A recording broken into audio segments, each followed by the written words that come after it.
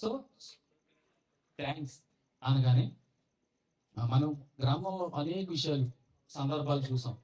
అందరూ సేవకులు చెప్పుకుని ఎప్పుడుని మనకి బాగా గుర్తొచ్చింది ఇప్పుడు క్రిస్మస్ సీజన్ కాబట్టి బెత్లహేమ్ అనగానే అందరికి టక్మని గుర్తొస్తుంది. సో కృతజ్ఞత గురించి చెప్తాను, ఎందుకంటే మర్చిపోకూడదండి. దేవుడు చేసిన మేళను మర్చిపోకూడదు, ఖచ్చితంగా దేవునికి థ్యాంక్స్ చెప్పాలి. సో ఒక సందర్భాన్ని జ్ఞాపకం చేసుకుని ముగిస్తాను నేను ఖచ్చితంగా. దావీదు గారు, మీ అందరూ తెలిసింది దావీదు గారు ఆయనకి పర్సనల్ బాడీ గార్డ్స్ ఉన్నారు. ఒక 30 మంది ఆయన పర్సనల్ బాడీ గార్డ్స్ ఉన్నారు. జాగ్రత్తగా వినండి. అంటే ఇది క్రిస్మస్ సీజన్ బెత్లహేమ్ అనగానే బాగా అర్థమవుతుందని చెప్తున్నాను నేను కృతజ్ఞత గురించి.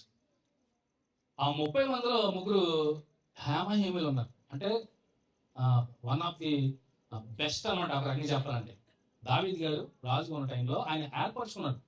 30 మంది పర్సనల్ బాడీ గార్డ్స్ ఉన్నారు. అంటే వారికి దావీదు గారు మనసు ఎదిగినటువంటి వారు, ఆయనకి ఏం కావాలో, ఏ టైంకి ఏం కావాలో తెలిసినటువంటి వారు.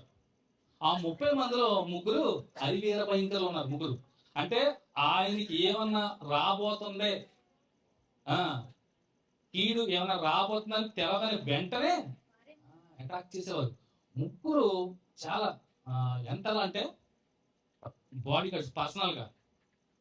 వారు ముగ్గురు ఒక సందర్భంలో దావీదు గారు, వారి పేర్లు కూడా మీకు 2 సమూయేలు గ్రంథంలో కనపడతాయి. అద్భుతం అండి నిజంగా. అందులో 2 ఆయన ఎలియాజర్ గారు, 3 ఆయన షమ్మి అనుకుంటా. మొదట ఆయన 2 సమూయేలులో కనపడతాడు. తక్కువ ఏదో ఉంటుంది పేరు. ముగ్గురు ఉంటారు. ఆ 30 మందిలో ముగ్గురు బాగా అసలు ఆరితేరిన వాళ్ళు ఇద్దరు.